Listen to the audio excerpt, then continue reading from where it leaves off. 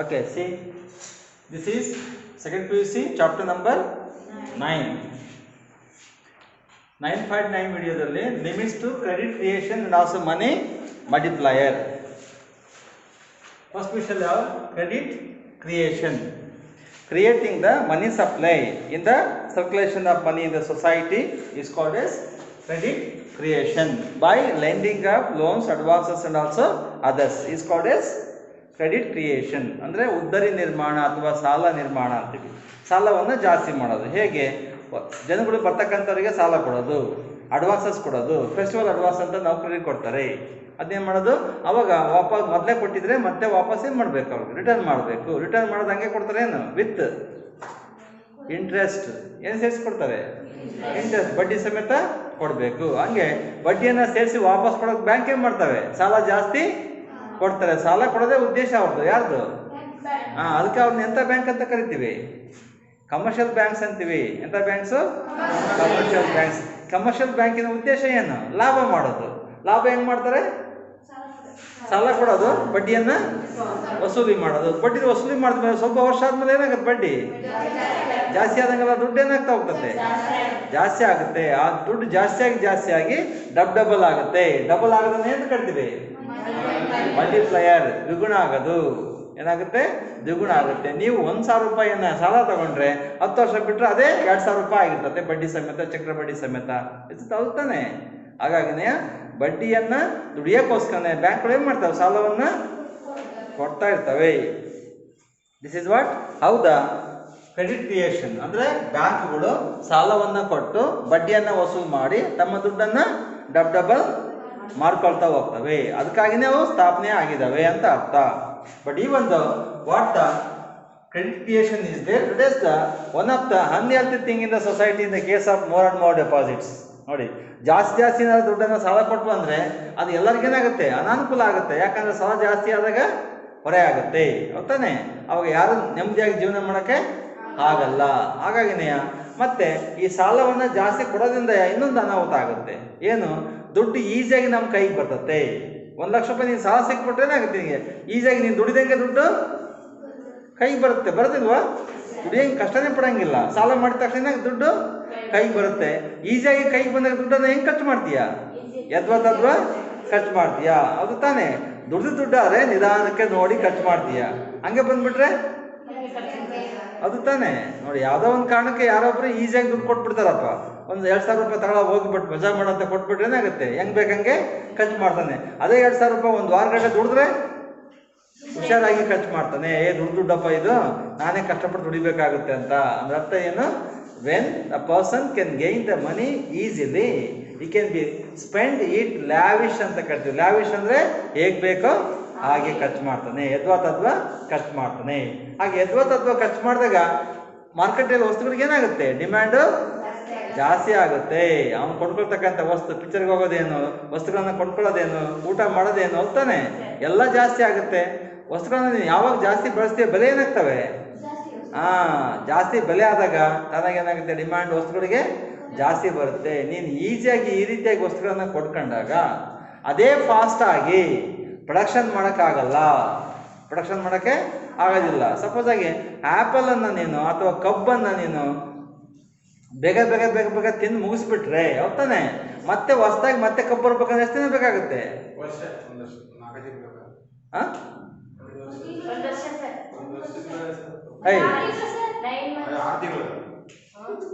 6 ತಿಂಗಳು. ನೀವು ಹಳ್ಳಿಯಿಂದ ಬರ್ತೀರೋ ಎಲ್ಲಿಂದ ಬರ್ತೀರೋ ಒಂದು ಗೊತ್ತಿಲ್ಲ. ಕಬ್ಬು 1 ವರ್ಷದ ಬೆಳೆ, ವಾರ್ಷಿಕ ಬೆಳೆ. ಅದು ಇವತ್ತು ಹಾಕಿದರೆ ಮುಂದಿನ ಈ ದಿನಕ್ಕೆ ಬರೋದು ಅದು ಕಬ್ಬು. ನೀನು 6 ತಿಂಗಳಿಗೆ ನಾನು ಒಬ್ಬನೇ ಹೇಳಿದ್ದು, ಮತ್ತು ಇಲ್ಲೊಬ್ರು ಹೇಳಿದರು, ಅವಳು ಪುಷ್ಪ ಹೇಳಿದ್ರು.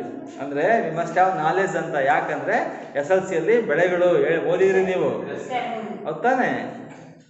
ಓದಿಲ್ವಾ? ಆ ಬೆಳೆಗಳು ಅದಕ್ಕೆ ಎಂಥ ಮಣ್ಣು ಬೇಕು, ಎಂಥ ಮಾಯಿಶ್ಚರ್ ಬೇಕು, ತೇವಾಂಶ ಏನಿರಬೇಕು ಎಲ್ಲ ಓದಿರ್ತೀರಿ, ಮತ್ತೆ ಮರ್ತು ಬಿಡೋದು. ಅಂದರೆ ಕಬ್ಬನ್ನು ಒಂದು ಸಾರಿ ಬಿತ್ತಿದರೆ ಮತ್ತೆ ಬರೋದೇ ವರ್ಷಕ್ಕೆ. ಕಬ್ಬನ್ನು ಬಿತ್ತುತ್ತೀವೋ ಅಥವಾ ಉಳ್ತೀವೋ? ಉಳ್ತೀವಿ. ಯಾಕಂದರೆ ಅದು ದಂಟು ಇರ್ತದೆ, ದಂಟನ್ನು ಕೆಸರಲ್ಲಿ ನಡೆಸ್ತಾರೆ, ಹೌದು ತಾನೆ? ಸ್ವಲ್ಪ ಗುಂಡಿ ಥರ ಮಾಡಿಬಿಟ್ಟು ಹಿಂಗೆ ಇಳೇ ಬಿಡ್ತಾ ಹೋಗ್ತಾರೆ. ಹೌದಾ? ಹೌದು. ಅದು ಮತ್ತೆ 3 ವರ್ಷಕ್ಕೆ ಬರುತ್ತೆ, 1 ವರ್ಷಕ್ಕೆ ಬರುತ್ತೆ. 1 ವರ್ಷ ಆಗಿದ್ದ ಕಬ್ಬನ್ನು 20 ವರ್ಷ ಬೆಳಿಬೋದು. 20 ವರ್ಷ ಬೆಳಿಬೋದು. ಅಂದರೆ ಒಂದ್ಸರಿ ಹಾಕಿದ್ರೆ ಸಾಕು, ನೀನು ಕ್ಲೀನ್ ಮಾಡ್ಕೊಂಡ್ಬಿಟ್ಟು ಅದನ್ನ ಕಟ್ ಮಾಡ್ತಾ ಹೋದರೆ ಮತ್ತೆ ಕೂಡ ಏನಾಗುತ್ತೆ, ಮತ್ತೆ ಸಿಗುತ್ತೆ. ಎನಿಯಾವ್ ಕಂಪ್ಯೂಸಿ. ಆ ರೀತಿಯಾಗಿ ಯಾವುದೇ ವಸ್ತುವನ್ನು ನಾವೇನು ಬಳಕೆ ಮಾಡ್ತೀವಲ್ವಾ, ನಾವು ಬಳಕೆ ಮಾಡೋ ಸ್ಪೀಡಲ್ಲಿ ಬೆಳೆಯೋಕ್ಕೆ ಆಗಲ್ಲ. ನಿನಗೆ ರಾಗಿಯನ್ನು ನೀನು ಬೇಗ ಮನೆಯಲ್ಲಿ ಬೆಳೆದದ್ದನ್ನು ಖಾಲಿ ಮಾಡಿದೆ ಅಂದರೆ ಮತ್ತೆ ಖಾಲಿ ಮಾಡಿದ ತಕ್ಷಣ ನೀನು ಬೆಳೆ ಬರೋದಿಲ್ಲ. ಅದಕ್ಕೆ ಬೀಜ ಹಾಕಿದ್ಮೇಲೆ ಕನಿಷ್ಠ ಏನಾಗಬೇಕು, 4 ತಿಂಗಳು 3 ತಿಂಗಳು ಬೇಕೇ ಬೇಕು. ಮಿನಿಮಮ್ 3 ತಿಂಗಳು ಬೇಕು. ಇವಾಗೆಲ್ಲ ಏನೋ 90 ದಿವಸ 80 ದಿವಸದ ರಾಗಿಗಳು ಇದ್ದಾವೆ ಗೊತ್ತಾನೆ. ಆದರೂ ಸಮೇತ 3-3.5 ತಿಂಗಳು ಬೇಕೇ ಬೇಕಲ್ಲ, ಹಸು ಮಾಡಿ ಕೈ ಸಿಗೋ ವರ್ಷಕ್ಕೆ. ಅಂದರೆ 3 ತಿಂಗಳ ತನಕ ನೀನು ಕಾಯಲೇಬೇಕು. ಅಂದರೆ there is a gap between what we are using and what we are growing ಅಂತ. ಬೆಳೆಗೂ ಉತ್ಪಾದನೆಗೂ ಮತ್ತು ಬಳಕೆ ಮಾಡೋದಕ್ಕೂ ವ್ಯತ್ಯಾಸ ಇದೆ. ಸ್ಪೀಡಾಗಿ ನೀವು ಅಡುಗೆನ ಬೇಗ ಖಾಲಿ ಮಾಡ್ಬೋದು, ಆದರೆ ಅಡುಗೆನ ಬೇಗ ಮಾಡೋಕ್ಕೆ ಆಗಲ್ಲ. ಅನ್ನ ಆಗ್ಬೇಕಂದ್ರೆ ನೀವು 1/4 ಗಂಟೆ ಕಾಯಲೇಬೇಕು. 5 ನಿಮಿಷಕ್ಕೆ ಅನ್ನ ಬೇಕಂದ್ರೆ ಆಗಲ್ಲ. ಹಂಗೆ ಅಂದರೆ ಅರ್ಥ, ದುಡ್ಡನ್ನು ಬೇಗ ಸಾಲ ತರ್ಬೋದು, ವಸ್ತ್ರಗಳನ್ನು ಬೇಗ ಪ್ರೊಡಕ್ಷನ್ ಮಾಡೋಕ್ಕೆ ಬರಲ್ಲ. ಹಾಗಾಗಿನೇ ಪ್ರೊಡಕ್ಷನ್ ಎಷ್ಟು ನಿಧಾನ ಆಗುತ್ತೋ ಅಷ್ಟು ನಿಧಾನಕ್ಕೆ ನಾವು ಬಳಕೆ ಮಾಡ್ತಾ ಇರಬೇಕು ಅವನ್ನೆಯ, ಹೌದಾನೆ. ಹಾಗಾಗಿನೇ ಸಾಲ ಬೇಗ ಸಿಕ್ಬಿಟ್ರೆ ಬೇಗ ದುಡ್ಡು ಖರ್ಚು ಮಾಡ್ತೀವಿ, ಅಷ್ಟೇ ಬೇಗ ವಸ್ತುಗಳು ಮಾರ್ಕೆಟ್ಗೆ ಬರೋದಿಲ್ಲ, ಲೇಟ್ ಆಗುತ್ತೆ. ಹಾಗಾಗಿನೇ ರೇಟ್ ಆಯ್ತು ಅಂದ ತಕ್ಷಣ ಸರಿ, ವಸ್ತುಗಳು ಕಡಿಮೆ ಮಾರ್ಕೆಟಿಗೆ ಬಂದರೆ ರೇಟ್ ಜಾಸ್ತಿ ಆಗುತ್ತೆ. ರೇಟ್ ಜಾಸ್ತಿ ಆದಾಗ ಜನಗಳಿಗೆ ದುಬಾರಿ ಆಗಿಬಿಡುತ್ತೆ ವಸ್ತುಗಳು. ಅವಾಗ ಜೀವನ ಮಾಡೋದು ಕಷ್ಟ ಆಗುತ್ತೆ. 10 ರೂಪಾಯಿ ಸಿಗೋ ವಸ್ತು 20 ರೂಪಾಯಿ ಆಗುತ್ತೆ. ಒಂದು ತಿಂಗಳು 5,000 ರೂಪಾಯಿ ಖರ್ಚು ಮಾಡೋದು 10,000 ರೂಪಾಯಿ ಖರ್ಚು ಮಾಡಬೇಕಾಗುತ್ತೆ. ಯಾವಾಗ ಈಸಿಯಾಗಿ ಸಾಲ ಸಿಕ್ಕಾಗ. ಅದಕ್ಕಾಗಿಯೇ ರಿಸರ್ವ್ ಬ್ಯಾಂಕ್ನಲ್ಲಿ ಏನು ಮಾಡ್ತಾರೆ, there are some limits, controls. Reserve ಬ್ಯಾಂಕ್ನಲ್ಲಿ ಏನು ಮಾಡ್ತಾರೆ, ಸ್ವಲ್ಪ ಕಂಟ್ರೋಲ್ ಮಾಡ್ತಾರೆ. ಸಾಲ ಕೊಡೋದನ್ನು ಎಲ್ಲರಿಗೂ ಈಸಿಯಾಗಿ ಸಾಲ ಸಿಕ್ಬಿಟ್ರೆ ಎಲ್ಲ ಮಾರ್ಕೆಟ್ ಹೋಗ್ಬಿಡ್ತಾರೆ, ಕೆಲಸ ಮಾಡೋದೇ ಬಿಟ್ಬಿಡ್ತಾರೆ. ಅದಕ್ಕೇ ನಿಧಾನಕ್ಕೆ ಸಾಲವನ್ನು ಕೊಡಬೇಕು. ಅದಕ್ಕೆ ಸ್ವಲ್ಪ ಲಿಮಿಟ್ಸನ್ನು ಹಾಕ್ತಾರೆ. ಆ ಲಿಮಿಟ್ಸನ್ನು ಏನಂತ ಕರಿತೀವಿ, limits to credit creation and money multiplier. ಅಂದರೆ ಹಣವನ್ನು ಡಬಲ್ ಮಾಡ್ಕೊಳಕ್ಕೆ ಬ್ಯಾಂಕ್ಗಳು ಬರೀ ಏನು ಮಾಡ್ತವೆ, ಸಾಲ ಕೊಡ್ತವೆ. ಆ ಸಾಲವನ್ನು ಸ್ವಲ್ಪ ಕಡಿಮೆ ಮಾಡಿದ್ರೆ ಜನರ ಕೈಯಲ್ಲಿ ದುಡ್ಡು ಸಮೇತ ಕಡಿಮೆ ಹೋಗುತ್ತೆ, ಕಡಿಮೆ ಖರ್ಚು ಮಾಡ್ತಾರೆ. ವಸ್ತುಗಳನ್ನು ನಾವು ನಿಧಾನಕ್ಕೆ ಉತ್ಪಾದನೆ ಮಾಡಿ ಮಾರ್ಕೆಟ್ಗೆ ತರೋಕ್ಕೆ ಸರಿ ಆಗುತ್ತೆ. ನಿಧಾನಕ್ಕೆ ಖರ್ಚು ಮಾಡಬೇಕು, ನಿಧಾನಕ್ಕೆ ಉತ್ಪಾದನೆ ಮಾಡಬೇಕು ಅಂತ ಅರ್ಥ. ಎಷ್ಟು ಬೇಕೋ ಅಷ್ಟನ್ನು ಬಳಕೆ ಮಾಡಿ ಅಂತ ಹೇಳುತ್ತೆ. ಸೊ ಫಸ್ಟ್ ಈ ಥರ ಏನಾಗುತ್ತೆ, ಸಪೋಸ್ ಇನ್ನು the banks will get the banks receive deposits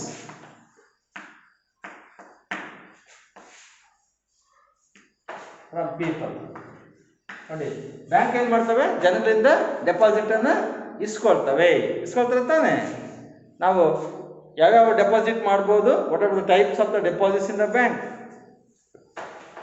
accounts ಯಾವ್ಯಾವ ಅಕೌಂಟನ್ನು ನೋಡ್ತೀವಿ ಬ್ಯಾಂಕಲ್ಲಿ. SP ಅಕೌಂಟು, ಅದೇ ಅಕೌಂಟ್ ಬರೀ ಟೈಪ್ಸ್ ಆಫ್ ಅಕೌಂಟ್ಸ್. ಸ್ಟೂಡೆಂಟ್ ಅಕೌಂಟೇ SP ಅಕೌಂಟು, ಅದು ಸ್ಮಾಲ್ ಬ್ಯಾಂಕಿಂಗ್, ಸ್ಮಾಲ್ ಸೇವಿಂಗ್ ಅಂತ SB. ಕರೆಂಟ್ ಅಕೌಂಟು ಅದೇ ಸೇವಿಂಗ್ ಅಕೌಂಟೇ SP ಅಕೌಂಟು, ಸ್ಮಾಲ್ ಸೇವಿಂಗಲ್ಲಿ ಬರ್ತಕ್ಕಂಥದ್ದು. Current account, fixed deposit, recurring deposit, fixed deposit, time deposit, SP account ಮತ್ತು ಕರೆಂಟ್ ಅಕೌಂಟ್. ಇವೆಲ್ಲ ಏನು ಟೈಪ್ಸ್ ಆಫ್ ಅಕೌಂಟ್ಸು. ಯಾವ ಥರದ ಅಕೌಂಟ್ಸನ್ನು ಮಾಡ್ಬೋದು. SP ಅಕೌಂಟು ಸ್ಮಾಲ್ ಸೇವಿಂಗು, ಬಡವರಿಗೆ ಮತ್ತು ಕಡಿಮೆ ಇನ್ಕಮ್ನವರಿಗೆ SP ಅಕೌಂಟನ್ನು ಕೊಡ್ತಾರೆ. Is it not? Current account business ಮ್ಯಾನ್ಗೆ, ಎಂಟರ್ಪ್ರೈಸಸ್ಗೆ, ಇನ್ಸ್ಟಿಟ್ಯೂಷನ್ಗೆ, ಫ್ಯಾಕ್ಟ್ರಿಗಳಿಗೆ, ಸ್ಕೂಲ್ಗಳಿಗೆ, ಕಾಲೇಜಿಗೆ ಕೊಡೋದೆಲ್ಲ ಕರೆಂಟ್ ಅಕೌಂಟನ್ನು ಕೊಡ್ತಾರೆ, ಹೌದಾನೆ.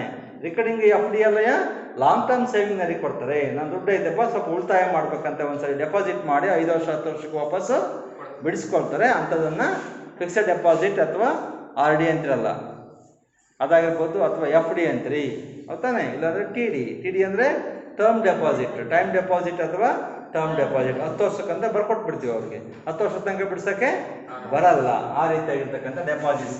ಯಾವಾಗ ನಾವು ಡೆಪಾಸಿಟ್ ಮಾಡ್ತೀವೋ, ಡೆಪಾಸಿಟ್ ಮಾಡಿದ ತಕ್ಷಣ ಏನು ಮಾಡ್ತಾರೆ ಅವರು, ನಮಗೆ ವಾಪಸ್ ಕೊಡೋದಿಲ್ಲ, ಹೌದಾನೆ. ಅವರು ವಾಪಸ್ ಕೊಡಬೇಕಾದ್ರೆ ನೋಡ್ತೀವಿ ನಾವು, ಮಿನಿಮಮ್ ತಗೊಳ್ತಾರೆ. ಮಿನಿಮಮ್ ಡೆಪಾಸಿಟ್ ನೋಡಿ 500 ರೂಪಾಯಿ ಬ್ಯಾಂಕಲ್ಲಿ ಬಿಡಬೇಕಪ್ಪ, 2000 ಬ್ಯಾಂಕಲ್ಲಿ ಬಿಡಬೇಕು, ಉಳಿದಿದ್ದು ಮಾತ್ರ ನೀನು ಬಿಡಿಸ್ಕೊ ಅಂತಾರೆ. ಹೌದಾನೆ? ಆ ರೀತಿಯಾಗಿ ಸ್ವಲ್ಪ ಸ್ವಲ್ಪ ಇಟ್ಕೊಂಡು ಕೊಡ್ತಾರೆ ಉಳಿದಿದ್ದನ್ನು. ಬಟ್ ಇದು ಡೆಪಾಸಿಟ್ ಮಾಡಿದ್ದು ಈ ರೀತಿ ಆದರೆ suppose it has bean creates the loan ಅಂತ ಇಟ್ಕೊಳ್ಳಿ. ಲೋನನ್ನು ಕ್ರಿಯೇಟ್ ಮಾಡ್ತು ಅಂತಂದರೆ, ಲೋನನ್ನು ಕ್ರಿಯೇಟ್ ಮಾಡಿದಾಗ ಸೊ ಮಿನಿಮಮ್ ಏನಾಗಬೇಕು, ಬ್ಯಾಲೆನ್ಸು ಇರುತ್ತೆ. ಈ ಮಿನಿಮಮ್ ಬ್ಯಾಲೆನ್ಸೇ ಡೆಪಾಸಿಟ್ ಆಗುತ್ತೆ. ಮಿನಿಮಮ್ ಬ್ಯಾಲೆನ್ಸನ್ನು ಬಿಡ್ತೀವಲ್ವ ಡೆಪಾಸಿಟ್. ಸಪೋಸ್ ಆಗಿ ನೀವು ಯಾವುದಾದ್ರು ಒಂದು ಬ್ಯಾಂಕಲ್ಲಿ ಲೋನ್ ಕೇಳ್ತೀವಿ ಅಂತ ಇಟ್ಕೋ, ಹೌದಾನೆ? ಲೋನ್ ಡೈರೆಕ್ಟಾಗಿ ಹಂಗೆ ಕೊಟ್ಬಿಡ್ತಾರೆ ನಿನಗೆ. ಫಸ್ಟ್ ಏನು ಮಾಡ್ತಾರೆ ಅವರು, ಫಸ್ಟ್ ಬ್ಯಾಂಕ್ ಅಕೌಂಟ್ ಓಪನ್ ಮಾಡು ಅಂತಾರೆ, ಹೌದಾನೆ? ಬ್ಯಾಂಕ್ ಅಕೌಂಟ್ ಮಾಡೋಕ್ಕೆ ಏನು ಮಾಡ್ಬೇಕು, ನಾವು ಸ್ವಲ್ಪ ದುಡ್ಡನ್ನು ಡೆಪಾಸಿಟ್ ಮಾಡಬೇಕು. ಏನು ಮಾಡಬೇಕು, ಡೆಪಾಸಿಟ್. ಟೆಕ್ನಿಕಲಿ ಮಾತಾಡಬೇಕು ಯಾವಾಗಲೂ. ಡೆಪಾಸಿಟ್ ಅಂತೀವಿ, ದುಡ್ಡನ್ನು ಇಡ್ತೀವಿ, ದುಡ್ಡನ್ನು ಕೊಡ್ತೀವಿ, ಆದರೆ ಅದಕ್ಕೆ ಏನಂತೀವಿ, ಕಾಮರ್ಸ್ ಸ್ಟೂಡೆಂಟ್ಸ್ ಆಗಿ ಡೆಪಾಸಿಟ್ ಅಂತೀವಿ. ಬ್ಯಾಂಕಲ್ಲಿ ಒಂದು 100 ರೂಪಾಯೋ 500 ರೂಪಾಯೋ 1000 ರೂಪಾಯಿ ಕೊಟ್ಬಿಟ್ಟು ಅಕೌಂಟ್ ಓಪನ್ ಮಾಡಪ್ಪ ಅಂತಾರೆ, ಹೌದು ತಾನೆ? ಆ 1000 ರೂಪಾಯಿ ಏನು ಮಾಡ್ತೀವಿ, ಬ್ಯಾಂಕಲ್ಲಿ ಡೆಪಾಸಿಟ್ ಮಾಡ್ತೀವಿ. ಯಾರ ಅಕೌಂಟಲ್ಲಿ, ನಮ್ಮ ಅಕೌಂಟಲ್ಲಿ. ಅದನ್ನೇ ಡೆಪಾಸಿಟ್ ಅಂತ ಕರೆಯೋದು. ಲೋನ್ ತೆಗೆದ ತಕ್ಷಣ ಡೆಪಾಸಿಟ್ ಮಾಡ್ತೀವಿ, ಅದನ್ನು ಅವ್ರು ಏನಂತ ಕರೀತಾರೆ, ಮಿನಿಮಮ್ ಬ್ಯಾಲೆನ್ಸ್. ಮಿನಿಮಮ್ ಬ್ಯಾಲೆನ್ಸನ್ನು ಇಟ್ಬಿಟ್ಟು ನೀನು ಡೆಪಾಸಿಟ್ ಮಾಡು ಅಂತ ಹೇಳ್ತಾರೆ. ಆ ಡೆಪಾಸಿಟ್ ಮಾಡಿದ ಮೇಲೆ ಅದರಲ್ಲಿ ಏನು ಮಾಡ್ತಾರೆ, ಸಾಲ ಸ್ಯಾಂಕ್ಷನ್ ಆಗುತ್ತೆ. ಸಪೋಸ್ ಆಗಿ ನೀನು 1000 ರೂಪಾಯಿ ಡೆಪಾಸಿಟ್ ಮಾಡಿದೀಯಾ, ಇದು ಇನಿಷಿಯಲ್ ಡೆಪಾಸಿಟ್ ಅಂತ ಇಟ್ಕೋ. ನಿಮಗೆ 1 ಲಕ್ಷ ರೂಪಾಯಿ ಸಾಲ ಕ್ರಿಯೇಟ್ ಆಗುತ್ತೆ.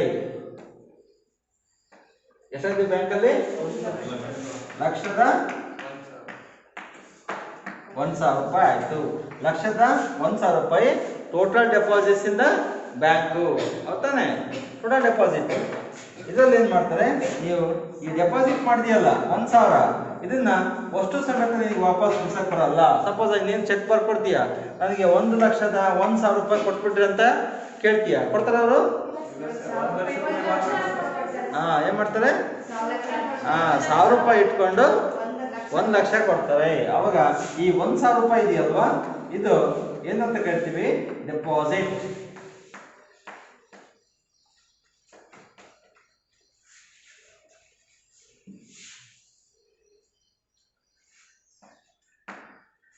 LLR ಅಂತ ಕರಿತೀವಿ ಅಥವಾ SSR ಅಂತ ಕರಿತೀವಿ ಡೆಪಾಸಿಟ್ಸ್ ಅಲ್ಲಿ. ಅಥವಾ CRR ಅಂತೀವಿ. CRR ಅಂದ್ರೆ ಕ್ಯಾಶ್ ರಿಸರ್ವ್ ರೇಷಿಯೋ. ಏನಂತೀವಿ, ಕ್ಯಾಶ್ ರಿಸರ್ವ್ ರೇಷಿಯೋ. ನೋಡಿ, ನಗದು ನೋಡಿ ಮೀಸಲು ಅನುಪಾತ ಅಂತ ಕರಿತೀವಿ. ಅಂದ್ರೆ ಕ್ಯಾಶ್ ಏನು ಡೆಪಾಸಿಟ್ ಮಾಡಿದರೆ ಅದರಲ್ಲಿ ಇಷ್ಟು ನೀನು ಮಾತ್ರ ಕೊಡಕ್ಕೆ ಬರ್ತದೆ, ಉಳಿದನ್ನು ಕೊಡಕ್ಕೆ ಬರಲ್ಲ. ಉಳಿದನ್ನು ಏನು ಮಾಡ್ಬೇಕಂತೆ, ರಿಸರ್ವ್ ಮಾಡಬೇಕು. ಅದು ಹಂಗೆ ಇರಬೇಕದು, ಅದನ್ನು ಮಾತ್ರ ಮುಟ್ಟೋ ಹಾಗಿಲ್ಲ. ಎಷ್ಟು ರೂಪಾಯಿ, 1,000 ರೂಪಾಯಿ ಏನಾಗಬೇಕದು, reserve. It has been keep reserve as a amount of deposit out of the public. ನಮ್ಮ ದುಡ್ಡಲ್ಲಿ, ಜನಗಳ ದುಡ್ಡಲ್ಲಿ ಎಷ್ಟು ಉಳಿಸ್ಕೊಂತದೆ, 100 ರೂಪಾಯಿ 1,000 ರೂಪಾಯಿಯನ್ನ ಉಳಿಸ್ಕೊಂಡು 1 ಲಕ್ಷ ರೂಪಾಯಿ ನಿನ್ನ ಸಾಲದ ದುಡ್ಡನ್ನು ಸಾಲದ ಅಮೌಂಟನ್ನು ಕೊಡುತ್ತೆ ಅಂತ ಅರ್ಥ. ಈ 1,000 ರೂಪಾಯಿ ಇದೆಯಲ್ಲ ಒಬ್ಬರದು, ಈ ಥರ ಒಂದು 500 ಜನ ಇದ್ರೆ 500 ಇಂಟು 1,000 ನೋಡಿ, 5 1 5 ಎಷ್ಟಾಯ್ತು, 5 ಲಕ್ಷ ರೂಪಾಯಿ ಡೆಪಾಸಿಟ್ ಆಯ್ತು ಬ್ಯಾಂಕ್ನಾಗೆ. ಎಷ್ಟಾಯ್ತು, 5 ಲಕ್ಷ ರೂಪಾಯಿ. ಅಂದ್ರೆ ಒಂದು ಅಕೌಂಟಲ್ಲಿ 1,000 ರೂಪಾಯಿ ಅಂತ 500 ಜನ ಅಕೌಂಟ್ ಓಪನ್ ಮಾಡಿದ್ರೆ ಮುಗಿದೇ ಹೋಯ್ತು, 5 ಲಕ್ಷ ರೂಪಾಯಿ ಬರುತ್ತೆ. ಎಷ್ಟು ಲಕ್ಷ ರೂಪಾಯಿ ಸಾಲ ಕೊಡೈತಿದ್ದು, 1 ಲಕ್ಷ ರೂಪಾಯಿ ಸಾಲ ಕೊಡೋದು. ಇವಾಗ ಎಷ್ಟು ಲಕ್ಷ ಕೊಡ್ಬೋದು, ಎಷ್ಟು ಕೊಡ್ಬೋದು, 5 ಲಕ್ಷ ಸಾಲ ಕೊಡ್ಬೋದು. ಎಷ್ಟು ಜನಕ್ಕೆ, 5 ಜನಕ್ಕೆ ಸಾಲ ಕೊಡ್ಬೋದು. ಆ ದುಡ್ಡು 5 ಲಕ್ಷ ಯಾರ್ದು, ಡೆಪಾಸಿಟ್ ಮಾಡಿರಲ್ಲ, ಕನ್ಸ್ಯೂಮರ್ಸ್ದದು, ಜನಗಳದ್ದು, ಹೌದಾನೆ? ಜನಗಳ ದುಡ್ಡು ನೇಮ್ ಮಾಡ್ತೈತೆ, ಅದು ಜನಗಳಿಗೆ ಸಾಲ ಕೊಡುತ್ತೆ. ಹಂಗಾದ್ರೆ ಬ್ಯಾಂಕಿನ ದುಡ್ಡ ಇದು ಅಲ್ಲ, ಯಾರ ದುಡ್ಡು ಅದು, ನಮ್ಮ ದುಡ್ಡು. ನಮ್ಮ ದುಡ್ಡು ಏನ್ ಮಾಡ್ತಾರೆ, ಸಾಲ ಕೊಡ್ತಾರೆ ನೋಡು ಅವರು, ಹೌದಾನೆ? ಇವ್ರದ್ದು ಏನ್ ಬರ್ತತೆ, ಬಡ್ಡಿ ಬರ್ತತೆ, ಹೌದಾನೆ? ಇದು 1,000 ರೂಪಾಯಿ ಏನಾಗುತ್ತೆ, ಇವನು 1 ಲಕ್ಷ ರೂಪಾಯಿ ಸಾಲ ಕೊಡ್ತಾನೆ, ವಾಪಸ್ ಕೊಡ್ಬೇಕಾರೆ 1 ಲಕ್ಷಕ್ಕೆ ಬಡ್ಡಿ ಹಾಕಿ ಕೊಡ್ತಾನೆ. ಸಪೋಸ್ ಆಗಿ ಒಂದು 2,000 ರೂಪಾಯಿ ಬಡ್ಡಿ ಬಿತ್ತು ಅಂತ ಇಟ್ಕೋ, ಎಷ್ಟಾಯ್ತು ಅವಾಗ, 1,02,000 ರೂಪಾಯಿ. ಎಷ್ಟು ಹೆಚ್ಚಿಗೆ ಬಂತು, 2,000 ರೂಪಾಯಿ ಹೆಚ್ಚಿಗೆ ಬಂತು. ಇವರಿಂದ 5 ಜನರಿಂದ 7,000ದಂತೆ 10,000 ರೂಪಾಯಿ. 10,000 ಪ್ಲಸ್ 2,000 12,000 ರೂಪಾಯಿ ಬಡ್ಡಿ ಬಂತು. ಇನ್ನು 1 ವರ್ಷಕ್ಕೆ 12,000 ರೂಪಾಯಿ ಅಂತ ಇಟ್ಕೊಂಡ್ರೆ ಒಂದು 10 ವರ್ಷಕ್ಕೆ 10 ಪಟ್ಟು ಜಾಸ್ತಿ ಆಗುತ್ತೆ. ಹೌದಾನೆ? 10 ಪಟ್ಟಕ್ಕೆ ಜಾಸ್ತಿ ಆಗುತ್ತಲ್ವಾ? ಅದ್ರಲ್ಲಿ ಏನಾಗುತ್ತೆ, ಈ 1 ಲಕ್ಷ ರೂಪಾಯಿ ಸಾಲ ಡಬಲ್ ಆಗಿ 2 ಲಕ್ಷ ರೂಪಾಯಿ ಆಗುತ್ತೆ. ಅಂದ್ರೆ 10 ವರ್ಷಕ್ಕೆ ಏನಾಗುತ್ತೆ, ಅದು ಡಬಲ್ ಆಗುತ್ತೆ. ಡಬಲ್ ಆಗೋದನ್ನ ಅಂತ ಕರಿತೀವಿ ಮಲ್ಟಿಪ್ಲಯರ್. ಅಂದ್ರೆ ದ್ವಿಗುಣ ಆಗುತ್ತೆ, ಡಬಲ್ ಆಗುತ್ತೆ. ಈ ರೀತಿಯಾಗಿ ಬ್ಯಾಂಕ್ಗಳು ನಮ್ಮ ಡೆಪಾಸಿಟ್ ಹಣವನ್ನೇ ಇನ್ನೊಬ್ಬರಿಗೆ ಸಾಲ ಕೊಟ್ಟು ಅದರಿಂದ ಹಣವನ್ನೇ ಮಾಡ್ತದೆ, ಅದು ಡಬಲ್ ಮಾಡ್ಕೊತದೆ. ಇದೇ credit creation for the money multiplier. ಸಾಲವನ್ನ ಸೃಷ್ಟಿ ಮಾಡಿ ಅದು ಬೋರ್ಡ್ ಹಾಕಿರ್ತದೆ, ಲೋನ್ ಮೇಳ, ಕಾರ್ ಮೇಳ, ಹೌದಾನೆ, ಬೆಳೆ ಸಾಲ, ಹೌದಾನೆ, ಎಲ್ಲ ಅನೌನ್ಸ್ ಮಾಡ್ತದೆ. ಅನೌನ್ಸ್ ಮಾಡಿದ್ರೆ ಏನಾಗುತ್ತೆ, ಜನ ಓಡೋಡಿ ಹೋಗ್ತದೆ, ನನಗೆ ಕಾರ್ ಬೇಕು, ಬೈಕ್ ಬೇಕು, ತಗೊಳ್ಳೋ ಲೋನ್ಗಳನ್ನ ತಗೊಂತಾರೆ. ಅಂದ್ರೆ ಅರ್ಥ ಏನು, ನಾವು ಬ್ಯಾಂಕಿನ ದುಡ್ಡನ್ನ ಡಬಲ್ ಮಾಡ್ತೀವಿ. ಏನ್ ಮಾಡ್ತೀವಿ, ಡಬಲ್ ಮಾಡ್ತೀವಿ. ಅದ್ರ ಜೊತೆಗೆ 1,000 ರೂಪಾಯಿ ಅಷ್ಟೇ ತಗೊಳ್ಳಲ್ಲ, ಅದು 2,000 ರೂಪಾಯಿ ಬಡ್ಡಿ ಅಷ್ಟೇ ಅಲ್ಲ. ಅದ್ರ ಜೊತೆಗೆ ಸರ್ವಿಸ್ ಚಾರ್ಜು ಸರ್ಚಿಂಗ್ ಚಾರ್ಜ್ ಅಂತೆಲ್ಲ ಹಾಕ್ತಾರೆ. ಪ್ರತಿಯೊಬ್ಬರಿಗೂ ಒಂದು 100 ರೂಪಾಯಿ ಆದ್ರೂ ಇರುತ್ತೆ. ವರ್ಷಕ್ಕೆ 100 ರೂಪಾಯಿ ಅಂತ 10 ವರ್ಷಕ್ಕೆ 1,000 ವರ್ಷಕ್ಕೆ ಏನಾಯ್ತು, ಅದೊಂದು 1,000 ರೂಪಾಯಿ ಆಯ್ತು. ವರ್ಷಕ್ಕೆ 100 ರೂಪಾಯಿ ATM ಕಾರ್ಡ್ ಕೊಟ್ಟು ಚಾರ್ಜ್ ಹಾಕ್ತಾರೆ. ಒಬ್ಬೊಬ್ಬರಿಗೆ 10 ರೂಪಾಯಿ ಚಾರ್ಜ್ ಹಾಕಿರೋ ಸಮೇತ ಒಂದು ಬ್ಯಾಂಕಲ್ಲಿ ಕನಿಷ್ಠ ಒಂದು 50,000 ಜನ ಇರ್ತಾರೆ. ಸಿಟಿಗಳಲ್ಲಿ ಒಂದು ಬ್ಯಾಂಕಲ್ಲಿ 50,000 ಜನ, ಎಷ್ಟು ಲಕ್ಷ ಕೋಟಿ ದುಡ್ಡು ಆಗುತ್ತೆ. ಲಕ್ಷಾಂತರ ದುಡ್ಡು ಇದರಲ್ಲೇ ಬರುತ್ತೆ. ಸಿ ಏನಿದು ಕ್ಯಾಶ್ ರಿಸರ್ವ್ ರೇಷಿಯೋ. ಅಂದ್ರೆ ಎಷ್ಟು ಡೆಪಾಸಿಟ್ ಮಾಡ್ತೀವೋ ಅದರಲ್ಲಿ ಏನಿರ್ತದೆ, ಅದು ರಿಸರ್ವ್ ಆಗಿ CRR ಇರ್ತದೆ. ಅಂದ್ರೆ ಅರ್ಥ, ನಿನ್ನಲ್ಲಿರ್ತಕ್ಕಂಥ ಕ್ಯಾಶ್ ಅಲ್ಲಿ ಸ್ವಲ್ಪ ದುಡ್ಡನ್ನ ಇಟ್ಟು ಅದರಲ್ಲಿ ಉಳಿದಿದ್ದನ್ನ ಸಾಲ ಕೊಡುವಂತ ಇದೇನ್ ಮಾಡುತ್ತೆ, ಈ 1,000 ರೂಪಾಯಿನಲ್ಲಿ 800 ರೂಪಾಯಿಯನ್ನ ಲೋನ್ ಕೊಡುತ್ತೆ, 200 ರೂಪಾಯಿಯನ್ನ ರಿಸರ್ವ್ ಮಾಡುತ್ತೆ. ಅದೇ CRR. ಏನಂತೀವಿ, CRR. ಈ 1,000 ರೂಪಾಯಿನು ನಮ್ಮಂತರ ಯಾರೋ ಹೋಗ್ಬಿಟ್ಟು ಡೆಪಾಸಿಟ್ ಮಾಡಿದ್ರು, ಅದರಲ್ಲಿ 800 ರೂಪಾಯಿ ಸಾಲ ಕೊಡ್ತು, 200 ರೂಪಾಯಿ ಹಂಗೆ ಇಟ್ಕೊಳ್ಳುತ್ತೆ. ಯಾಕಂತಂದ್ರೆ ರಿಸರ್ವ್ ಬ್ಯಾಂಕಿನ ರೂಲ್ಸ್ ಐತೆ, ಇರ್ತಕ್ಕಂಥ ಎಲ್ಲ ಜನಗಳ ದುಡ್ಡನ್ನ ಸಾಲ ಕೊಟ್ಬಿಟ್ಟು ಏನು ಕಳ್ಕೋಬೇಡ.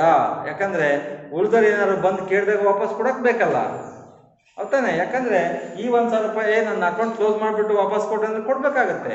ಅಕೌಂಟ್ ಕ್ಲೋಸ್ ಮಾಡಿಬಿಟ್ಟು ದುಡ್ಡನ್ನ ಕೊಡ್ಬೇಕಾಗುತ್ತೆ. ಅದಕ್ಕೆ ಏನ್ ಮಾಡ್ತಾವ್ರು, ಹೆಂಗಾರಾಗ್ಲಿ ಅಂತ 200 ರೂಪಾಯಿ ಇಟ್ಕೊಳ್ತಾರೆ. ಅದಕ್ಕೆ ದುಡ್ಡನ್ನ ಅಷ್ಟು ಖಾಲಿ ಮಾಡಬೇಡ್ರಿ ಬ್ಯಾಂಕ್ನಾಗೆ, ಜನಗಳು ಬಂದ್ರೆ ವಾಪಸ್ಸು ಕೊಡ್ಬೇಕಾಗುತ್ತೆ. ಅದಕ್ಕೆ ಇಷ್ಟಂತ ಇಟ್ಕೊಂಡು ಉಳಿದಿದ್ದನ್ನ ಬೇಕಾದ್ರೆ ನೀವು ಲೋನ್ ಕೊಟ್ಕೊಳ್ರಿ ಅಂತ ರೂಲ್ಸ್ ಮಾಡಿದ್ದಾರೆ. ಆ ರೂಲ್ಸ್ ಅನ್ನ ಎಂತ ಕರಿತೀವಿ,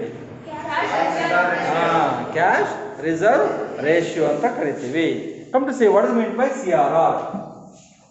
ಅಂದ್ರೆ ಏನ್ ಮಾಡುತ್ತೆ, ನಾವಿರ್ತಕ್ಕಂತಹ ಡೆಪಾಸಿಟ್ ಕ್ಯಾಶ್, ಅದು ಆ ಕ್ಯಾಶ್ ಅಲ್ಲಿ ಸ್ವಲ್ಪ ದುಡ್ಡನ್ನ ಹಂಗೆ CRR ಅಂತ ಇಟ್ಕೊಂಡು ಮಿಕ್ಕಿ ದುಡ್ಡನ್ನ ಏನ್ ಮಾಡುತ್ತದು, ಸಾಲ ಕೊಡುತ್ತೆ. ಹೌದಾನೆ? ಹಾಗೆ ಸಾಲ ಕೊಡೋದನ್ನ ನಾವೇಂತ ಕರಿತೀವಿ, CRR. ಎಷ್ಟು ಕ್ಯಾಶ್ ಅನ್ನ ಇಟ್ಕೊಂಡ್ಬಿಟ್ಟು ಉಳಿದ ದುಡ್ಡಲ್ಲಿ ಸಾಲ ಕೊಡುತ್ತೋ ಅದೇ ಕ್ಯಾಶ್ ರಿಸರ್ವ್ ರೇಷಿಯೋ ಅಂತೀವಿ. ಇದು ಒಂದು ಮಾರ್ಕ್ಸ್ ಇರ್ತದೆ. What is mean by cash reserve ratio? Take it down. CRR means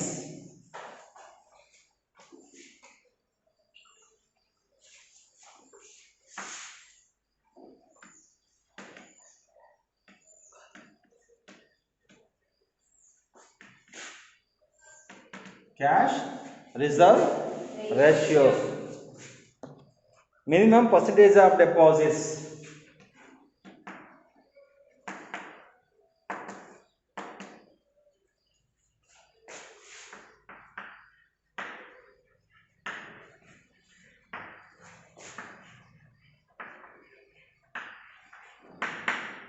Minimum percentage of deposits of commercial banks.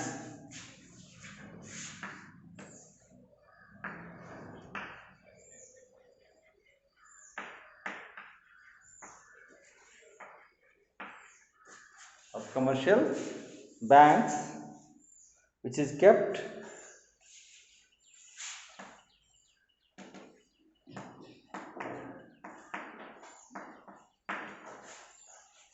as cash resource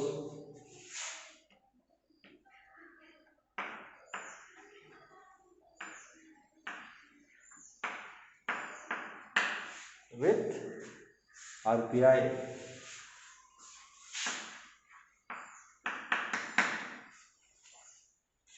It is the minimum percentage of deposits of commercial banks. Commercial bank ಅಲ್ಲಿ ಎಷ್ಟು deposit ಅನ್ನು ಇಟ್ಟಿದ್ದಾರೋ ಅದರ ಒಂದು percentage which is kept as cash reserves with reserve bank of India. Reserve bank ಅಲ್ಲಿ ಅಷ್ಟಂತ ದುಡ್ಡನ್ನು ಬಿಟ್ಟು ಮಿಕ್ಕಿದ್ದನ್ನು ಮಾತ್ರ ಸಾಲ ಕೊಡ್ಬೋದು. ಅದೇ CRR.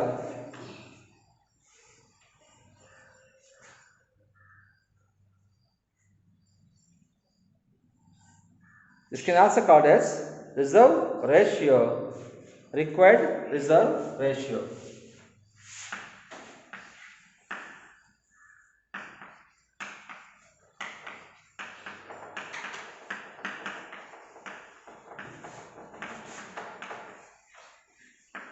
It is also called as reserve ratio or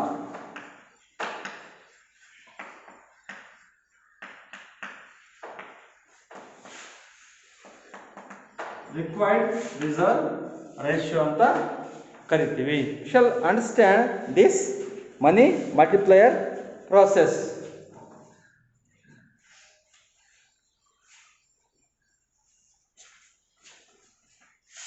This is one limits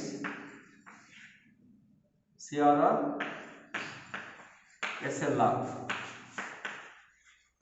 statutory liquidity ratio SLR ಅಂತ ಇನ್ನೊಂದಿದೆ. ಇದಕ್ಕೆ second one.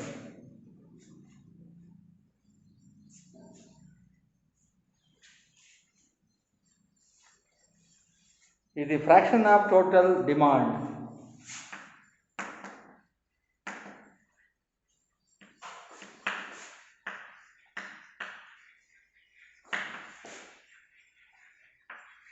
Fraction of total demand and time deposits.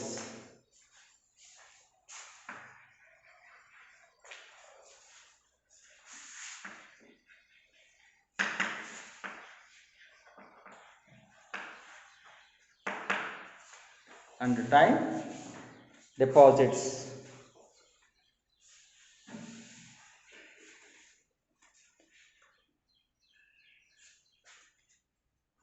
Which required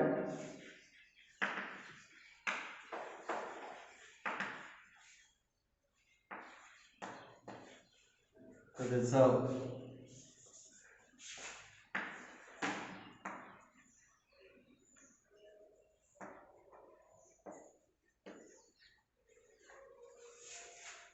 time deposits to keep as reserves in liquid form.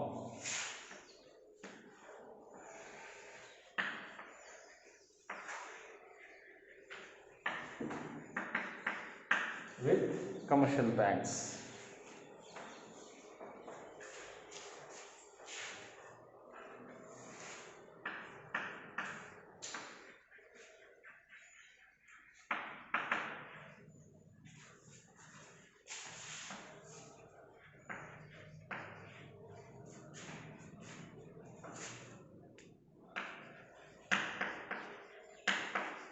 In the long term.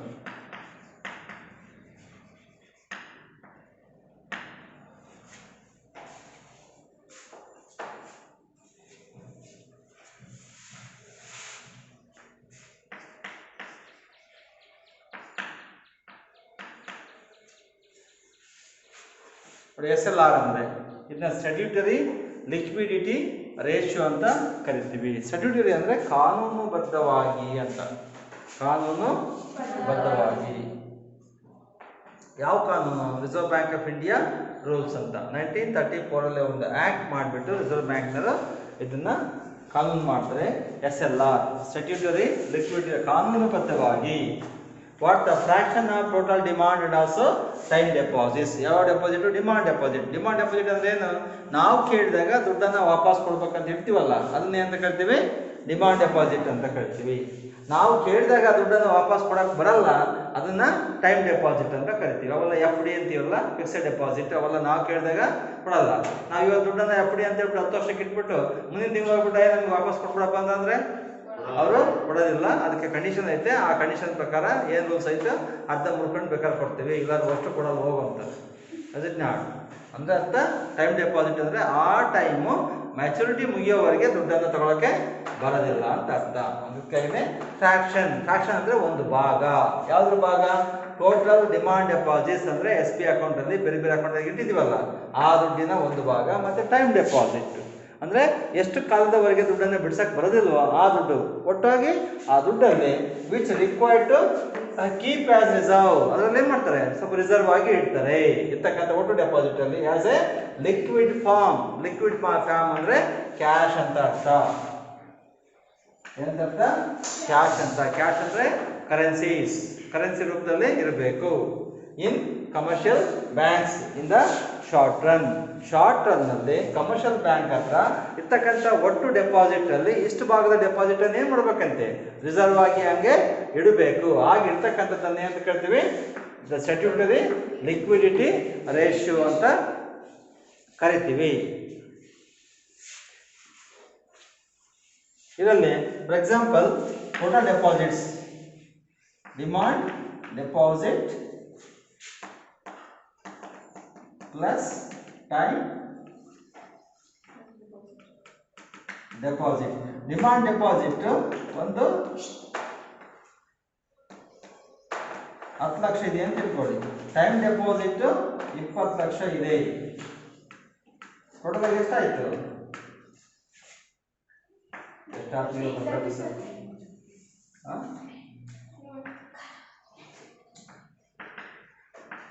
Total deposit because 30 lakh ನೋಡಿ 30 lakh. 30 ಲಕ್ಷದಲ್ಲಿ make it 20%, ಇದರಲ್ಲಿ 20% ಅಂತ ಇಟ್ಕೊಳ್ಳಿ. ಅಂದ್ರೆ ಅರ್ಥ ಒಟ್ಟು ಏನಿದೆಯೋ ಅಮೌಂಟು ಅದರಲ್ಲಿ 80:20 ಅಂತ ಇಟ್ಕೊಳ್ಳಿ. 80:20 ಅಂದ್ರೆ ನಿಮಗೆ ಬರ್ತಕ್ಕಂಥ ಒಟ್ಟು ಡೆಪಾಸಿಟ್ ಎಷ್ಟು? 100%. ಅದರಲ್ಲಿ 80% ಸಾಲ ವಾಪಸ್ ಕೊಡಬೇಕು, 20% ಬ್ಯಾಂಕಲ್ಲಿ ಇಡಬೇಕು ಅಂತ ಏನಾದ್ರು ರೂಲ್ಸ್ ಮಾಡಿದ್ರೆ 80 ಭಾಗ ಜನಗಳಿಗೆ ಸಾಲವಾಗಿ ಕೊಡ್ಬೋದು ಇರ್ತಕ್ಕಂಥ ಡೆಪಾಸಿಟ್ ಅಲ್ಲಿ. ಇನ್ನು 20% ಕ್ಯಾಶ್ ಆಗಿ ಬ್ಯಾಂಕಲ್ಲೇ ಇಟ್ಕೊಳ್ಬೇಕು, ಅದನ್ನ ರಿಸರ್ವ್ ಆಗಿ. ಅಂದ್ರೆ ಯಾಕಂದ್ರೆ ಬರ್ತಕ್ಕಂಥ ಜನಗಳು ದುಡ್ಡನ್ನು ಕೇಳಿದ್ರೆ ವಾಪಸ್ ಕೊಡೋಕೆ ದುಡ್ಡು ಬ್ಯಾಂಕಲ್ಲಿ ಇರಬೇಕು. ನೀನು ದುಡ್ಡನ್ನು ಇಟ್ಬಿಟ್ಟು ನಾಳೆ ಬಾ ನಾಡ್ಬಾ ಅಂತ ಬ್ಯಾಂಕ್ ಓಡಾಡ್ಸಿದ್ರೆ ನಾವು ಕೇಸನ್ನು ಕೊಡ್ಬೋದು. ಅದಕ್ಕೆ ಯಾವ ಕಾರಣಕ್ಕೂ ಬ್ಯಾಂಕ್ನವರು ದುಡ್ಡಿಲ್ಲ ಅಂತ ಹೇಳಂಗಿಲ್ಲ ನಾವಿಟ್ಟಿರ್ತಕ್ಕಂಥ ದುಡ್ಡಲ್ಲಿ. ಹೌದಾನೆ? ನಾವು ದುಡ್ಡೇ ಇಟ್ಟಿಲ್ಲ, ಬ್ಯಾಂಕ್ ದುಡ್ಡು ಕೊಡು ಅಂತಂದ್ರೆ ಬೈದು ಕಳಿಸ್ತಾರೆ. ನೀನು ಅಕೌಂಟಲ್ಲಿ ದುಡ್ಡೇ ಇಲ್ಲ, ಹೋಗಿ ನೀನು ದುಡ್ಡೇ ಇಟ್ಟಿಲ್ಲ ಅಂತ ಅಂತಾರೆ. ಹೌದಾನೆ? ನಾವು ದುಡ್ಡನ್ನು ಇಟ್ಟು ನಮ್ಮ ದುಡ್ಡು ಕೊಟ್ಟಿಲ್ಲ ಅಂತಂದರೆ ನಾವು ಅವ್ರಿಗೆ ಆ್ಯಕ್ಷನ್ ತಗೋಬೋದು. ಹಾಗಾಗಿ ಸರ್ಕಾರದಲ್ಲಿ ಏನಾದ್ರು 80-20 ಅಂತ ಮಾಡಿ 80 ಭಾಗ ಲೋನ್ ಕೊಡ್ಬೋದು, 20 ಭಾಗ ಡೆಪಾಸಿಟಲ್ಲಿ ಇಡಬೇಕು.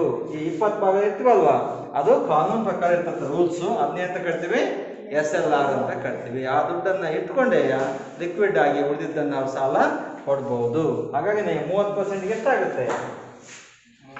20 ತೆಗೆದ್ರೆ ಅಲ್ಲಿಗೆ 3 6 1 2 3 4 5 1 2 3 4 5 6 ಲಕ್ಷ ರೂಪಾಯಿ ಏನು ಮಾಡ್ಬೋದು ಅವರು ಸಾಲ ಕೊಡ್ಬೋದು. ಅಂದರೆ 30 ಲಕ್ಷಕ್ಕೆ 6 ಲಕ್ಷ ರೂಪಾಯಿ ಅವ್ರು ಸಾಲ ಕೊಡ್ಬೋದು 20% ಅಂತ ರೂಲ್ಸು ಮಾಡಿದರೆ. ಈ ರೀತಿಯಾಗಿ ಆ 6 ಲಕ್ಷ ರೂಪಾಯಿಯನ್ನು ಇಟ್ಕೊಂಡೇ ಅವರು ಮಿಕ್ಕಿದ್ದನ್ನು ಸಾಲ ಕೊಡ್ಬೋದು ಅಂತ ಅರ್ಥ.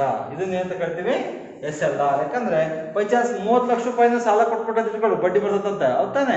ಆದ್ರೆ ಬಂದವ್ರಿಗೆ ಏನು ಕೊಡ್ತೀಯಾ? ಹೌದಾನೆ? ಅವ್ನು ವಾಪಸ್ ಕಳಿಸ್ಬೇಕಾಗುತ್ತೆ. ಹಂಗಾರೆ ವಾಪಸ್ ಹೋಗಕ್ಕೆ ಅಥವಾ ದುಡ್ಡು ಇಸ್ಕೊಳ್ದಂಗಿರಕ್ಕೆ ಅವ್ರು ಬ್ಯಾಂಕಲ್ಲಿ ಇಟ್ಟಿರ್ತಾರ. ಅವ್ರಿಗೆ ಬೇಕಾದಾಗ ಏನು ಸೇಫ್ಟಿ ಆಗಿರ್ತದೆ ಅಂತ ಇಟ್ಟಿರ್ತಾರೆ, ನಾವು ಬೇಕಾದಾಗ ಇಸ್ಕೋಬಹುದು ಅಂತ. ಅವ್ರು ಬಂದಾಗ ಕೊಟ್ಟಿಲ್ಲ ಅಂದ್ರೆ ಏನಾಗುತ್ತೆ? ಮೋಸ ಮಾಡ್ದಂಗೆ ಆಗುತ್ತೆ. ಹಾಗಾಗಿ ಸರ್ಕಾರದ ರೂಲ್ಸ್ ಮಾಡಿದರೆ ಇಷ್ಟಂತ ರಿಸರ್ವ್ ಅನ್ನ ದುಡ್ಡು ಇಟ್ಕೊಂಡು ಮಿಕ್ಕಿದ್ದನ್ನು ಮಾತ್ರ ನೀನು ಸಾಲವಾಗಿ ಕೊಡುವಂತ. ಹೌದಾನೆ? ಅದಕ್ಕೆ ಎಂತ ಕರಿತೀವಿ ಇದನ್ನ? SLR, statutory liquidity ratio. ಕರೆಕ್ಟಾಗಿ ಬರೆಯಕ್ಕೆ ಬರಬೇಕು. 1 ಮಾರ್ಕ್ಸಿಗೆ ಕೇಳ್ತಾರೆ. ಎಕ್ಸ್ಪ್ಯಾಂಡ್ SLR, ಎಕ್ಸ್ಪ್ಯಾಂಡ್ CRR ಅಂತ ಕೇಳ್ತಾರೆ. ಅದನ್ನ ವಿಸ್ತೃತವಾಗಿ ಬರೀಬೇಕು, ಬಿಡಿಸಿ ಬರಿಬೇಕು. ಹಂಗಾರೆ ಸಿ ಆರ್ ಆರ್ ಅಂದ್ರೆ ಏನು? Cash reserve ratio.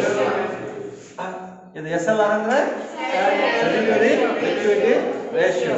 ಅದನ್ನ ಏನ್ ಸಪ್ತ ಸಿ ಆರ್ ಆರ್ಗೆ ಆರ್ ಆರ್ ಅಂತ ಕರಿತೀವಿ, ಆರ್ ಆರ್ ಆರ್ ಅಂತ ಕರಿತೀವಿ. ರಿಸರ್ವ್ ರೇಷಿಯೋ ಅಥವಾ ರಿಕ್ವೈರ್ಡ್ ರಿಸರ್ವ್ ರೇಷಿಯೋ ಅಂತ. ರಿಕ್ವೈರ್ಡ್ ಬೇಕೇ ಬೇಕು ಅಂತ ಹೇಳ್ತೀವಲ್ವಾ, ಅದು required reserve ratio. Vishal go with example ನೋಡೋಣ.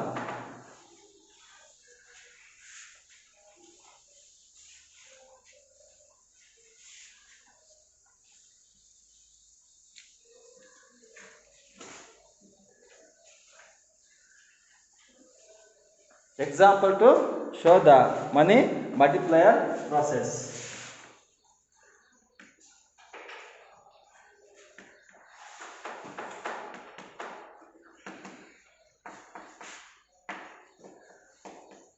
Money multiplier process.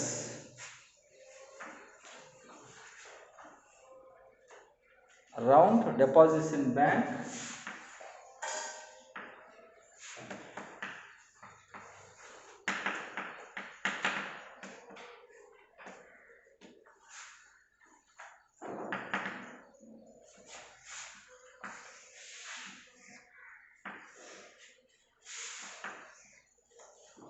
Deposits in bank.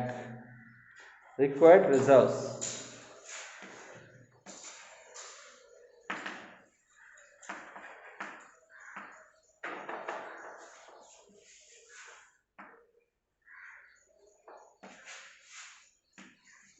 Required reserve loan made by bank.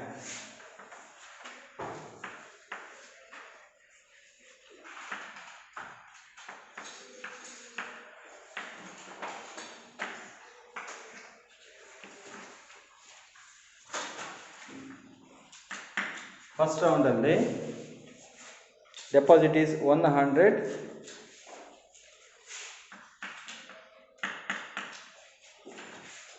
20 required reserves, 80 is the second is 180, 36.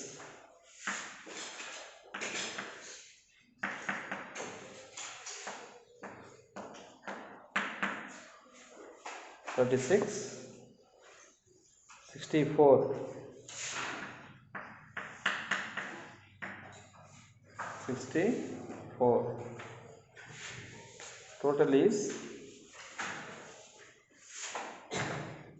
3, 4, 5. Suppose last ಅಂತ ಇಟ್ಕೊಂಡ್ರೆ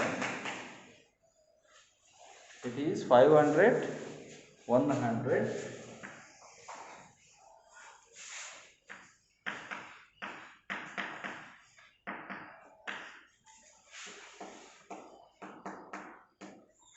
100, 400.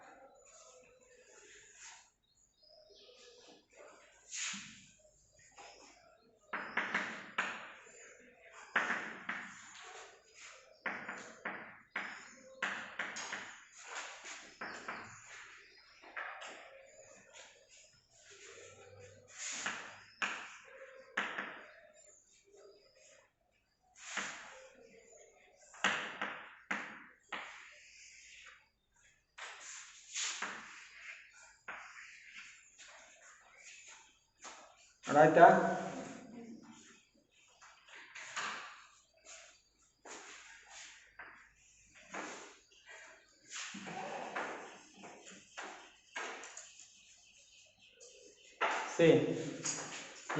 ಮನಿ multiplier process ಅಂತೀವಿ. ಅಂದರೆ ಹಣವನ್ನು ದ್ವಿಗುಣ ಮಾಡ್ತಕ್ಕಂಥ ರೀತಿ ಹೆಂಗೆ ಬ್ಯಾಂಕ್ಗಳು ಅಂತ. ಅಂದರೆ ಬ್ಯಾಂಕ್ ಏನು ಮಾಡ್ತವೆ, 5 ವರ್ಷ 10 ವರ್ಷ ಆದಮೇಲೆ ಡಬಲ್ ಮಾಡ್ಕೊಂತವೆ ಹಣವನ್ನು. ಹೆಂಗೆ ಡಬಲ್ ಮಾಡ್ಕೊಂತವೆ ಅನ್ನೋದನ್ನು we can come to see as an example ನೋಡೋದಾದ್ರೆ, ಫಸ್ಟ್ ರೌಂಡು ಸೆಕೆಂಡ್ ರೌಂಡು ಸಾಲ ಕೊಡ್ತಾ ಹೋಗ್ತದೆ. ಇರ್ತಕ್ಕಂಥ ನಾವೇನು ಮಾಡ್ತೀವಿ, ಬ್ಯಾಂಕಲ್ಲಿ ಹೋಗಿ ಡೆಪಾಸಿಟ್ ಮಾಡ್ತೀವಿ. Suppose the person, this is by Raghu.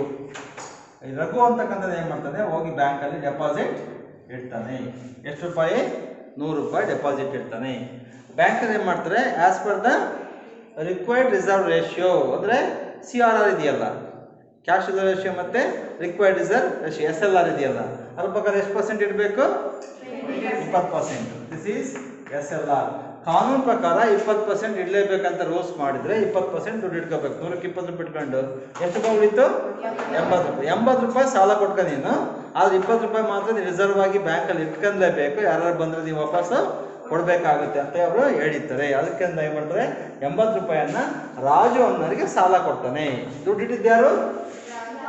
Raghu ಅಂತಕ್ಕಂಥ ದುಡ್ಡು ಇಟ್ಟರೆ ರಾಜು ಅನ್ನೋರಿಗೆ ಸಾಲ ಕೊಡ್ತಾರೆ.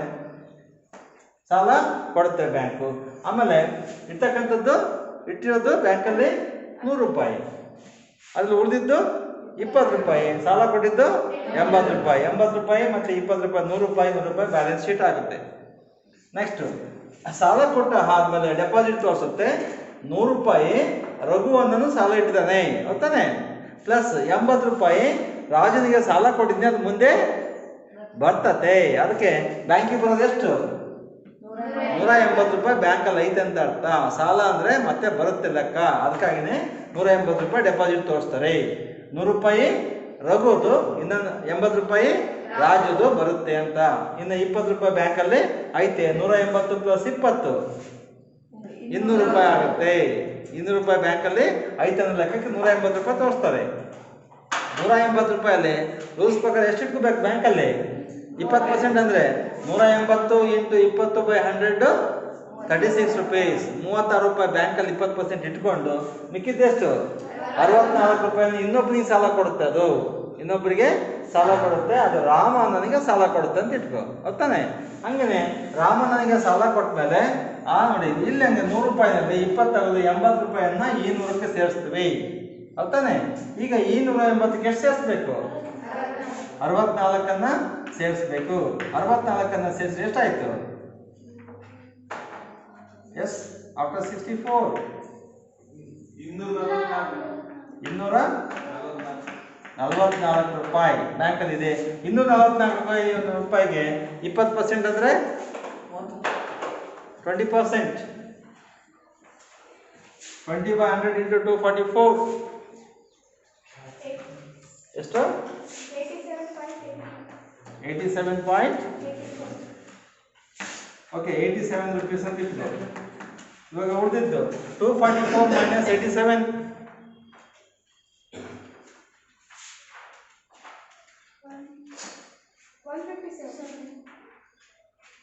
64.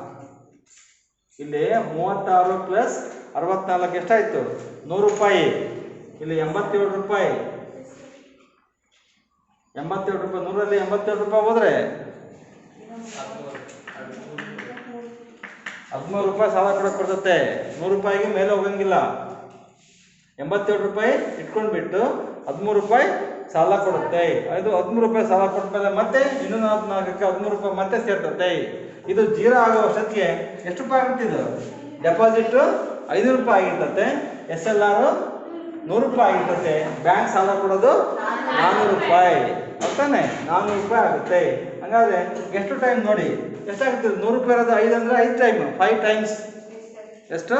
5 ಟೈಮ್ಸ್ ಅಂದರೆ ಅದರ 5 ಪಟ್ಟೇನಾಗುತ್ತೆ? ಜಾಸ್ತಿ ಆಗುತ್ತೆ. ಅಂದ್ರೆ ಅರ್ಥ ಇದನ್ನೇ ಡಬಲ್ ಅಂತ ಕರಿತೀವಿ. 5 ಪಟ್ಟು ಅಂದರೆ 5 ಸಾರಿ ಡಬಲ್ ಆಗುತ್ತೆ ಅಮೌಂಟು. 100 ಇರೋದು 200 ಆಗುತ್ತೆ, 200 ಇರೋದು 300, 400, 500 ರೂಪಾಯಿ. ಎಷ್ಟು ರೌಂಡಿಗೆ? ಒಂದು 10 ರೌಂಡ 20 ರೌಂಡಿಗೆ ಅಲ್ಲಯ್ಯ ಹಿಂಗೆ ಸಾಲ ಕೊಡ್ತದೆ ಅಂದರೆ ಒಂದು ತಿಂಗಳಿಗೆ ಒಂದು 10-15 ಜನಕ್ಕೆ ಸಾಲ ಕೊಡ್ತಾನೆ ಇರ್ತದೆ ಅದು, ಹೌದಾನೆ? ಮತ್ತೆ ಮತ್ತೆ ಬರ್ತಾರೆ, ಸಾಲ ಕೊಡ್ತಾರೆ, ಬಡ್ಡಿ ಕಟ್ತಾರೆ, ಬಡ್ಡಿ ದುಡ್ಡನ್ನು ಮತ್ತೆ ಸಾಲ ಕೊಡ್ತಾರೆ. ಈ ರೀತಿಯಾಗಿ ಸಾಲವನ್ನು ಕೊಟ್ಟು ಕೊಟ್ಟು ದುಡ್ಡನ್ನು ಏನು ಮಾಡ್ಕೊತದೆ? ಡಬಲ್ ಮಾಡ್ಕೊಳುತ್ತೆ. ಆ ದುಡ್ಡನ್ನು ಡಬಲ್ ಮಾಡ್ಕೊಳ್ಳೋದನ್ನ ಅಂತ ಕರಿತೀವಿ ಮನಿ ಮಲ್ಟಿಪ್ಲೈಯರ್ ಪ್ರೋಸೆಸ್. ಇದು ದುಡ್ಡನ್ನು ಡಬಲ್ ಮಾಡಿಕೊಳ್ತಕ್ಕಂತಹ ಪ್ರಕ್ರಿಯೆ ಹಿಂಗಿರ್ತದೆ. ಹೆಂಗೆ? ನಾವು ಇಟ್ಟಂಥ ದುಡ್ಡಲ್ಲಿ ಸ್ವಲ್ಪ ದುಡ್ಡನ್ನು ಬ್ಯಾಂಕಲ್ಲಿ ಇಟ್ಕೊಂಡು ಉಳಿದಿರೋ ದುಡ್ಡನ್ನು ಬೇರೆಯವರಿಗೆ ಸಾಲ ಕೊಡುತ್ತೆ. ಬರ್ತಕ್ಕಂಥ ಸಾಲ ಮತ್ತೆ ಬಡ್ಡಿ ಸಮೇತ ಬರುತ್ತೆ, ಅದು ಮತ್ತೆ ಡೆಪಾಸಿಟ್ಗೆ ಆ್ಯಡ್ ಆಗುತ್ತೆ. ಮೊದಲಿರ್ತಕ್ಕಂಥ ಡೆಪಾಸಿಟ್ಗೆ ಮತ್ತೆ ಸಾಲ ಸೇರಿಸ್ಕೊಂಡ್ಬಿಟ್ಟು 100 ರೂಪಾಯಿನಲ್ಲಿ ಎಷ್ಟು ಇಟ್ಕೋಬೇಕು ಬ್ಯಾಂಕಲ್ಲಿ ಅಷ್ಟು ಇಟ್ಕೊಂಡು ಉಳಿದಿದ್ದನ್ನು ಮತ್ತೆ ಇನ್ನೊಬ್ಬರಿಗೆ ಸಾಲ ಕೊಡುತ್ತೆ. ಹಿಂಗೆ ಸಾಲ ಕೊಟ್ಟು ಕೊಟ್ಟು ಆರಂಭದಂಥ 100 ರೂಪಾಯಿ 500 ರೂಪಾಯಿ ಗಟ್ಟಲೆ ಜಾಸ್ತಿ ಆಗ್ತಾ ಹೋಗ್ತದೆ, 4-5 ಪಟ್ಟು. ಇದನ್ನೇ ಅಂತ ಕರಿತೀವಿ ಮನಿ ಮಲ್ಟಿಪ್ಲೈಯರ್ ಪ್ರಾಸೆಸ್ ಅಂತ ಕರಿತೀವಿ. This is for 6 marks. ಎಷ್ಟು ಮಾರ್ಕ್ಸ್ ಇರುತ್ತೆ? 6 ಮಾರ್ಕ್ಸ್ಗೆ ಇರುತ್ತೆ. This is 6 marks question. Money multiplier process ಅಂತ.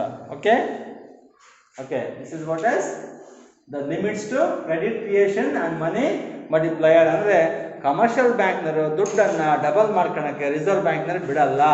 ಏನು ಮಾಡ್ತಾವ್ರು? ಈ ರೀತಿಯಾಗಿ ಅದಕ್ಕೆ ಕೊಕ್ಕೆ ಹಾಕ್ತಾರೆ. ಯಾವುದದು? SLR, CLR ಅಂತ ಬೇರೆ ಬೇರೆ ಬೇರೆ ಬೇರೆ ಕ್ರಮ ಇದ್ದಾವೆ. ಆ ಮೂಲಕ ದುಡ್ಡನ್ನು ಬ್ಯಾಂಕ್ನಾಗ ಉಳಿಸ್ಕೊಳ್ರಿ, ಅಷ್ಟು ಸಾಲ ಕೊಡಬೇಡ್ರಿ ಅಂತ ಹೇಳುತ್ತೆ. Okay, thank you.